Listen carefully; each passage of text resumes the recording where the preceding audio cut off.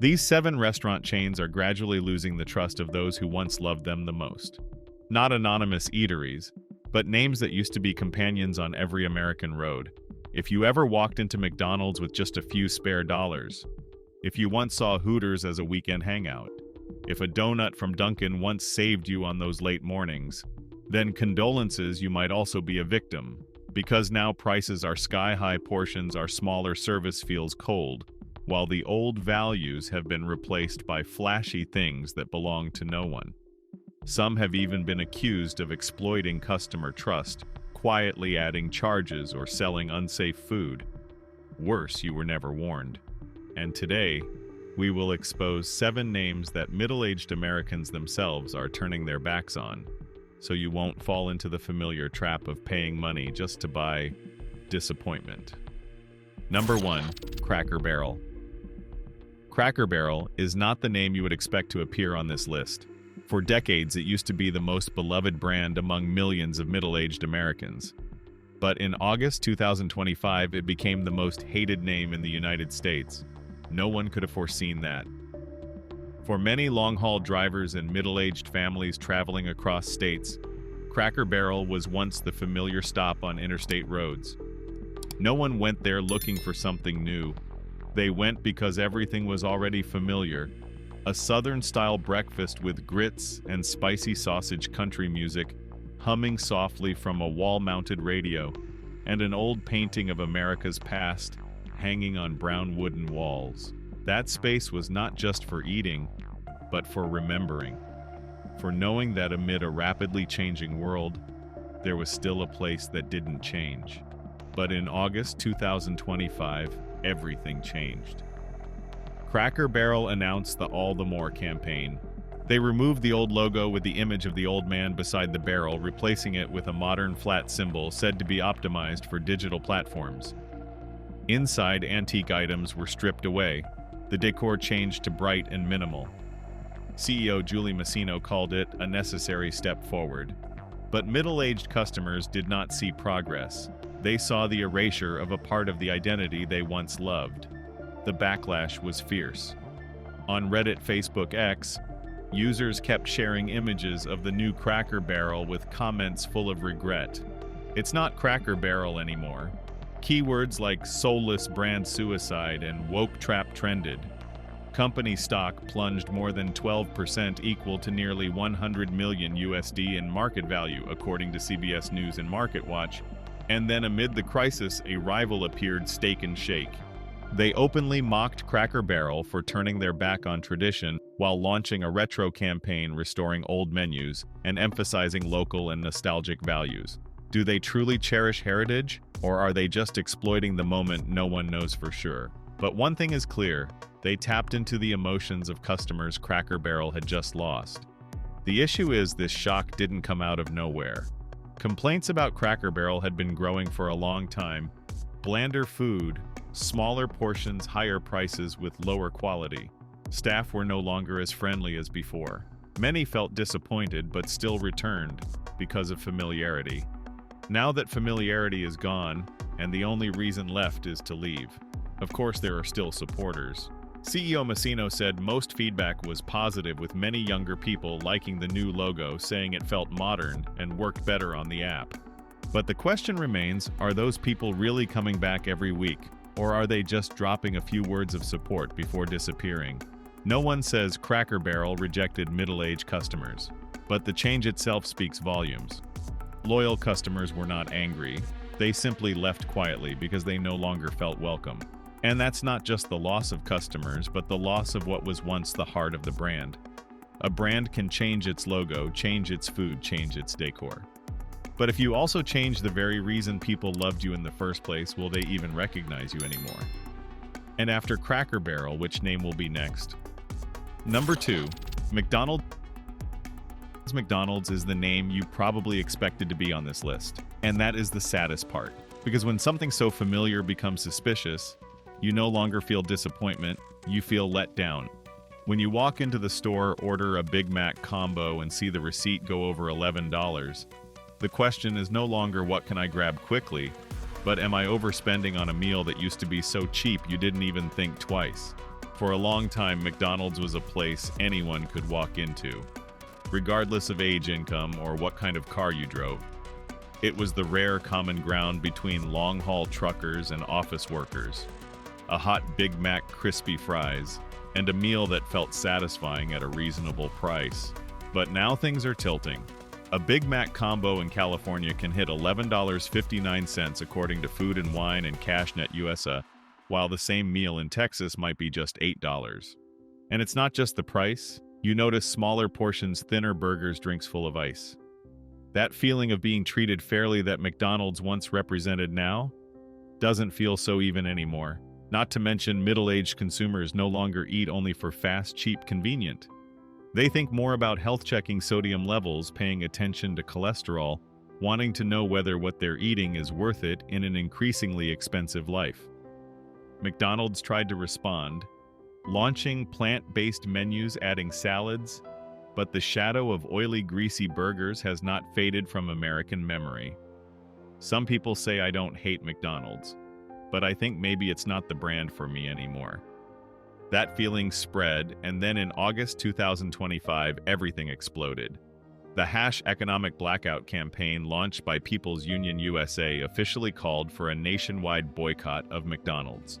The reason was not only price, but also allegations about tax opacity, cutting back on equality commitments in hiring, and a lack of responsibility toward the labor community. McDonald's has not given a specific response to these accusations, but the public mood is clear: a brand too big to care about the weaker ones, the very customers who once sustained them. To calm the backlash, in early September, McDonald's announced up to 15% discounts on combos, rolling out extra value meals like a Big Mac combo for $7.99 or an Egg McMuffin combo for $5.49 in some regions. According to Fox Business, this move aimed to restore the sense of value, but many saw it as passive slow, like someone who only remembers you when you're about to leave. At Cracker Barrel, you saw how changes in image shattered trust. At McDonald's, nothing changed, yet everything no longer feels the same. When a brand doesn't betray you with words, but with the slow feeling of not belonging anymore, that is the real shock. And even though they still call the meal a Big Mac, people have begun to ask, is it really still a Big Mac? That question is hard to answer, and now let's discover the third name on this list. Number 3, Chick-fil-A. Can you believe that just a small sign about age could cause what seemed like America's friendliest brand to lose the trust of its most loyal, longtime customers? Chick-fil-A used to be the top choice for warm, welcoming fast food meals suitable for every generation. But in the summer of 2025, that image suddenly felt more distant than ever. At one store in Ohio, the brand introduced a rule that anyone under 18 had to be accompanied by an adult if they wanted to dine in. The stated reason was to keep the space safe and civil. However, that decision ignited feelings of rejection among those who once saw Chick-fil-A as part of their weekend family gatherings. For many, it was not just an internal policy, but a sign that the brand was becoming harsher and less empathetic to ordinary customers. The story did not stop at one location. Some branches in other states introduced similar rules, especially after incidents of misbehavior among groups of teenagers at restaurants. But instead of dealing directly with disruptive individuals, Chick-fil-A chose to apply a blanket rule, and that made many families feel unfairly treated. What do you think of this approach? Is it fair to the well-behaved kids? The problem lies in this: Chick-fil-A was once seen as a safe brand where children could eat without being disturbed, where parents could feel at ease bringing their kids for weekend meals. Now, with that comfort replaced by hidden barriers, customers began to doubt the real values the brand still held. Some still supported the policy of controlling underage customers, saying it ensured a consistent experience for everyone. But many others felt this was a wrong step in how Chick-fil-A viewed the community they served. What about you? If you were a parent or grandparent, would you still want to bring your kids there? There was no debate about menu or price. What came into question was how a brand that once represented traditional values now seemed to be building invisible walls against the very people who had been with them for years. When the feeling of no longer welcome creeps into small decisions, then even if the food tastes just as good, customers start to hesitate. Not because they changed, but because the place they trusted has changed. And in a world spinning faster and faster, even the few places left to find stability are now starting to close their doors. Number 4, Hooters. There was a time when Hooters was the place where people gathered to enjoy the simplest joys, watching a weekend game, eating really spicy wings, drinking really cold beer, and laughing with friends. It was not just a restaurant, but a small part of a very American, very masculine, very nostalgic lifestyle. For many middle-aged people, it felt like a corner of memory where they could be themselves without having to bend to the new norms of society. But by the year 2025, that image began to fade. Hooters filed for bankruptcy under Chapter 11 in July. In just a few months, more than 30 locations across 12 states had to close from Texas to Florida. A true shock, not only because of financial loss, but because those attached to this place felt as if a part of their youth had been taken away.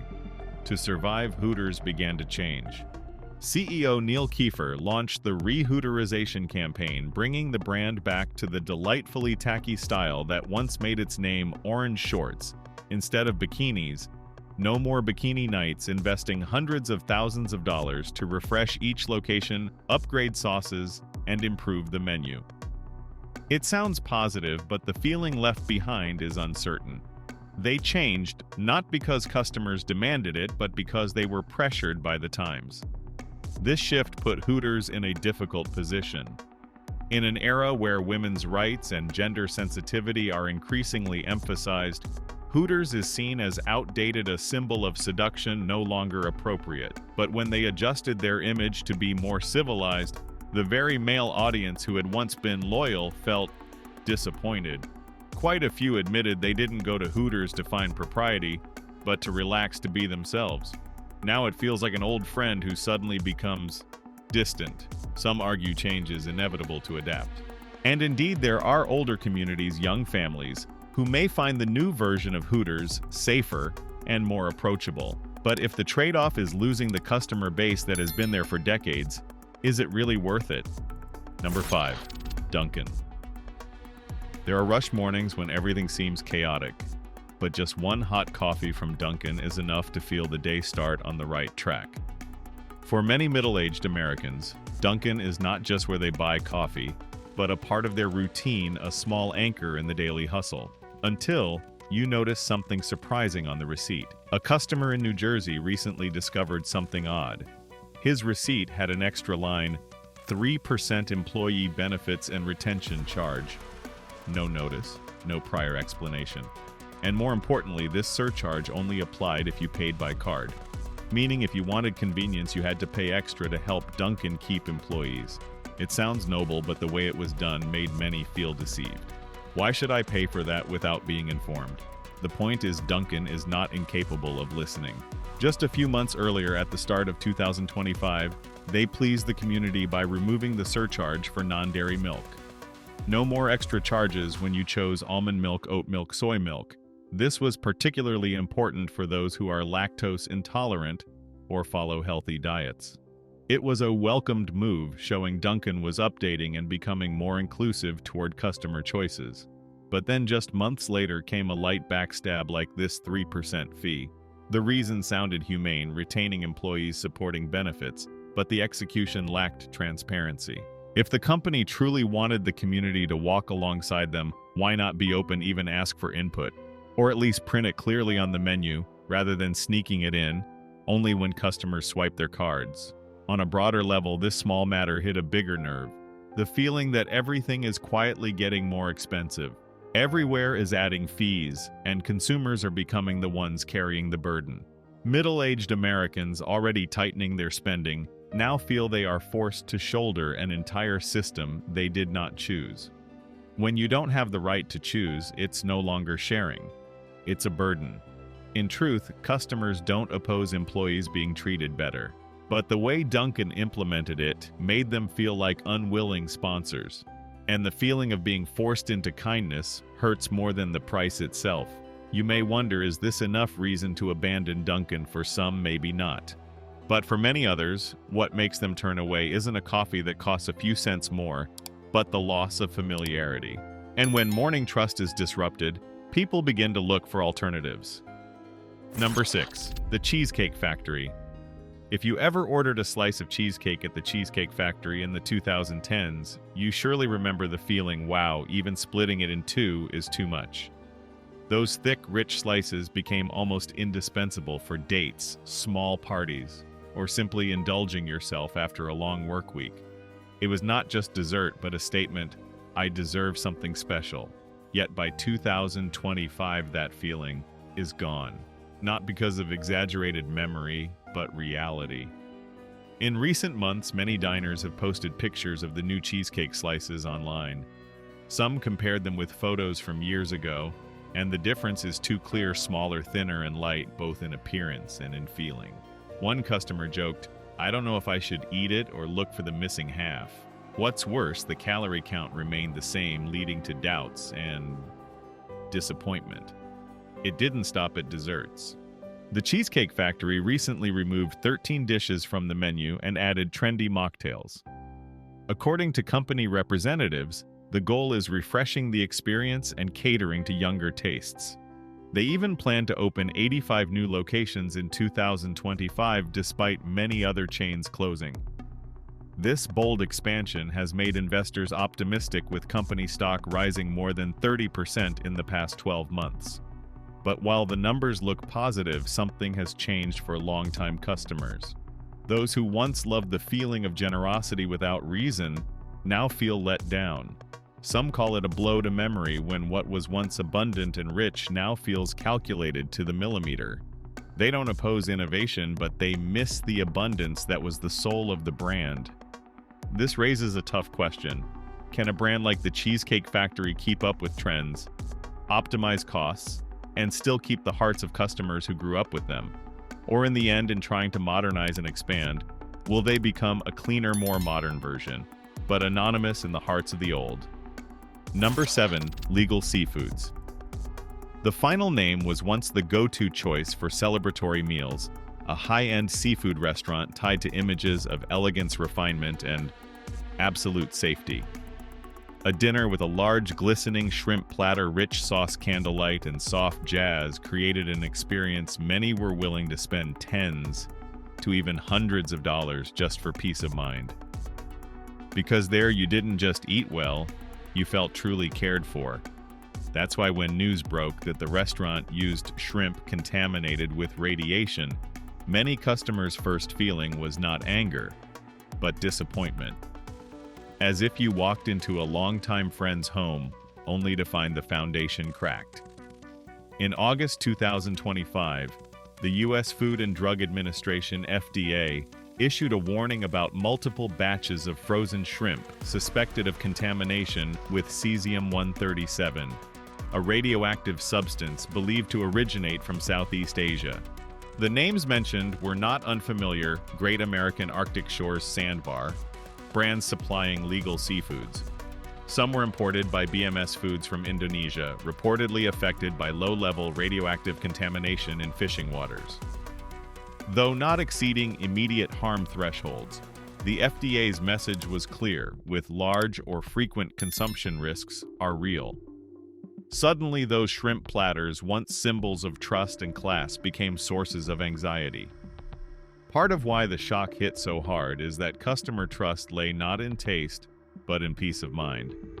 Especially for the middle-aged, those who still remember when food was strictly checked, when the label premium carried responsibility, not just price. Now they feel no longer protected, and that feeling is hard to dismiss, no matter the denials or promises to adjust supply. This situation also highlights an uncomfortable truth: when premium food no longer ensures safety, the line between fine dining and ordinary stores seems blurred. Customers begin to wonder if risks remain even here. Is the price still worth it? And that's why, even without flashy rebranding or open price hikes, legal seafoods fell into the list of abandoned places. Not because the food is bad, but because the so-called premium no longer keeps its original promise. So we've just gone through 7 restaurant chains that were once icons, once parts of memory, but are now abandoned by millions of Americans. Some changed because of the time, some tried to refresh, but lost themselves, and some simply failed to keep their promises to customers. What do you think? Is there a restaurant chain you once loved but no longer visit? Do you have tips to be a smarter consumer? Share in the comments, because this community is for you. If you found this video useful, don't forget to like, subscribe, and turn on the bell so you won't miss the next content, where we tell the stories mainstream media often leaves out. The analyses in this video are based on current data and independent viewpoints, not meant to give absolute predictions about the future or cause confusion. We hope this information helps the community reflect and take timely action.